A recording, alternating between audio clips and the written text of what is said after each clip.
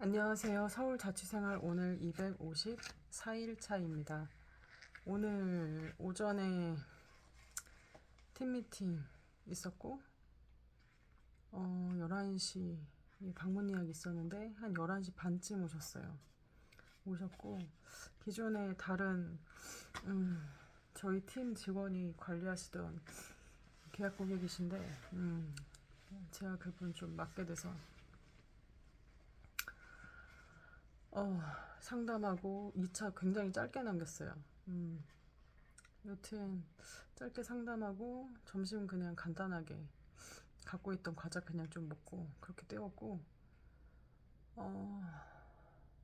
그리고 방문 예약 전화 이제 지인들 제주도 여행 티켓 상품권 드리려고 해가지고 지인들 위주로 통화를 했고 방문 예약 5개 잡았어요. 꽤 많이 잡은 편이죠. 오늘은 전화를 한 80콜 정도밖에 안 했으니까. 그래서 전화한 거 대비 방문 예약을 잘 잡았고, 이제 저희 교회 기도 모임, 오늘은 사실 찬양 예배는 아니었고, 그냥 저희 기도팀 가서 이제 팀원 중에 생일이신 분 있어가지고 생일 축하 겸 또 서로 위해서 이제 기도해주고, 그리고 이제 각자 갖고 있는 이제 고민들 있는 부분들 이런 얘기들 나누고 그랬습니다. 그리고 이제 집에 오니까 씻고 하니까 지금 12시 넘은 상태인 것 같아요. 네. 오늘은 헤리티지 내용에서 안창호 선생님 많이 들어보셨죠? 이분은 대한제국의 교육개혁 운동가 겸 애국개몽 운동가시면서 독립운동가, 교육자, 정치가 셨습니다. 임시정부 내무부 총장이셨고 서북학회 창립하셨고 시민회 창립하셨고 흥사단 창립하신 분이 안창호 선생님이세요. 이분이 하셨던 말, 낭망은 청년의 죽음이요 청년이 죽으면 민족이 죽는다. 진리는 반드시 따르는 자가 있고 정의는 반드시 이루는 날이 있다. 이런 말씀을 하셨다고 합니다. 나라가 변하지 않는 이유는 사람이 변하지 않기 때문이다. 1902년 24살에 이 안창호 선생님은 태평양을 건너 이제 배를 타고 미국으로 갔습니다. 그리고 조선왕조 끝자락에 독립협회 만민공동회를 통해서 민중의 각성을 촉구하는 운동을 전개해 오면서 나라가 변하지 않은 까닭이 이제 사람 때문이라고 생각을 하셨어요. 그래서 조국이 독립을 쟁취하려면 한 사람 한 사람이 변화되어야 했었고 국민들 속 깊이 자리 잡은 봉건적 신분 질서에 대한 인식을 바꾸려면 바른 교육이 중요하고 그러려면 훌륭한 교육자가 필요했죠. 그래서 공부를 하려고 미국 유학기를 간 거예요. 그리고 이제 태평양 가운데 이제 배 타고 지나면서 우뚝 솟아있는 하와이를 보고 섬도의 산이라고 하는 이제 도산이라는 호를 스스로 지으셨어요. 섬은 고독과 고립을 의미했고 산은 우직하고 담담한 결의를 의미했다고 합니다.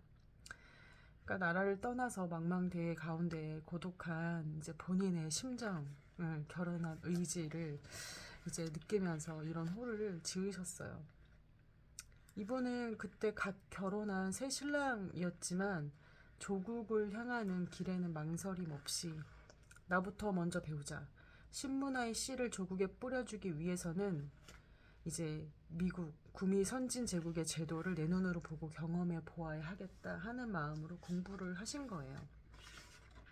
1878년 11월 9일 평안남도 강서에서 태어나셨어요. 12살 때 아버지를 여의고 할아버지 밑에서 한학 그리고 성리학을 배웠는데 이때 같이 공부했던 선배 필대은을 통해서 새로운 세상에 눈을 뜨게 되었다고 해요. 이제 헤리티지 읽으면서 계속 느껴지는 건 만남이 중요하다는 것. 그리고 그것이 계기가 되어서 1895년 서울로 상경한 이 안창호는 밀러 선교사를 만났어요. 그래서 구세학당, 지금의 경신중고등학교 여기에 입학했고 구세학당에서 한문, 영어, 성경을 배웠어요. 그래서 안창호는 송순명의 전도로 기독교 신자가 되었습니다. 미국에 이제 공부하러 갔을 때에는 샌프란시스코에 거주하면서 하우스 보이로 일을 하면서 생활비를 벌었고, 이제 영어 배우기 위해서 그래머 스쿨 이제 어린아이들하고 함께 공부를 했어요. 24살의 청년이 자신보다 한참 어린 꼬마들하고 어울려서 공부를 한 거예요. 그러니까 조국의 독립과 교육에 대한 이분의 절박함이 있었던 거죠. 1905년에 안창호는 한인공립협회를 창립했고 초대 회장으로 선출되어서 공립신문에 이제 발행하고 또 교민사회 지도자로 안정적인 생활을 누릴 수 있었습니다. 그런데 눈 감으면 보이는 게 조국 대안의 사람들이었어요. 나는 밥을 먹어도 잠을 자도 민족을 위해 먹고 잤으니 앞으로도 민족을 위해 일하고자 하는 변함이 없다. 좀 남다르시죠? 1905년 을사조약이 강제 체결되었다는 이제 소식을 듣고 이듬해 귀국을 하셨는데 1907년 신민회를 결성했고 평양에 대성학교를 설립해서 항일운동을 전개했습니다. 그리고 이분은 전국을 순회하면서 독립정신을 고취하셨는데 남강 이승훈 선생을 비롯해서 고당 조만식, 몽양, 여운형 등 이분의 연설을 듣고 독립운동에 헌신할 것을 결단하셨대요. 1909년에 안중근의 이토 히로부미 저격 사건의 관련자로 이제 지목되어서 경성부 용산 일본 헌병대에 체포되어서 수감을 당하셨어요. 결국 무혐의로 풀려났지만 일제 간섭으로 국내 활동이 어려워졌기 때문에 다시 미국으로 가셨어요. 3.1운동 이후에 중국 상해로 가서 임시정부 조직에 참여하셨고 내무총장, 국무총리 대리 등을 이제 역임을 하셨어요. 그리고 상해 임시정부는 한성정부의 이승만을 대통령, 러시아령 이동희를 국무총리, 안창호를 내무총리 겸 국무총리 서리로 이제 삼각정부를 했었는데 이때 국무총리 이동휘가 사회주의를 주장했고 대통령 이제 이승만은 미국식 민주주의를 주장해서 갈등이 계속되었었는데 이 둘을 중재하고 화해를 주선했던 사람이 안창호 선생님이셨대요. 1923년 안창호는 신앙과 자유를 지킬 수 있고 독립운동가들을 양성하는 이상촌을 건설하는 일에 힘을 쏟았고 만주에 이상촌을 건립하기 위해 노력했지만 이제 일제가 만주를 침략했기 때문에 실패했고 1929년에는 필리핀의 만주에 있던 한인들을 이주시키고 이상촌을 건설하기 위해 백방으로 노력했지만 이것도 실패하셨대요. 1932년 4월 29일 윤봉길 의사가 상하이 홍커우 공원에 폭탄 투척 이거를 감행했을 때 사건 관련자로 일본 경찰에 다시 체포되었고 서울로 호송돼서 4년 형을 받았고 대전 감옥에서 복역하던 중에 건강이 많이 악화되어서 보석으로 출소하셨어요. 이때부터 이제 지병이 재발하고 병보석과 재수감 이제 반복하셨는데 1938년 서대문 형무소에서 병이 위중해서 경성제국대학 부속병원으로 입원했지만 3월 10일 61세로 사망하셨습니다. 이분은 이제 교육사상이 분명했어요. 민족 혁신은 자아 혁신에서 가능하다. 자아 혁신은 인격 혁신에서 가능하다. 나 하나를 건전한 인격으로 만드는 것이 우리 민족을 건전하게 하는 유일한 길이다. 이렇게 외치셨어요.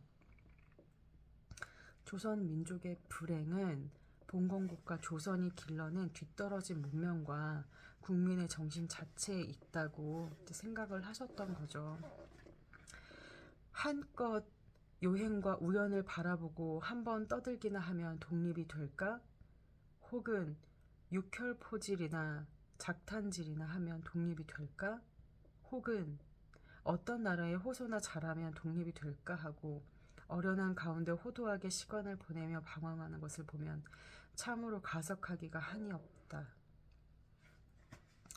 도산 안창호가 바라본 진정한 독립은 무장투쟁과 외교적 활동보다 근본적으로 조선인의 정신의 독립이었어요. 근데 가장 바뀌지 않는 것이 바로 조선인 한 사람 한 사람의 마음이었습니다.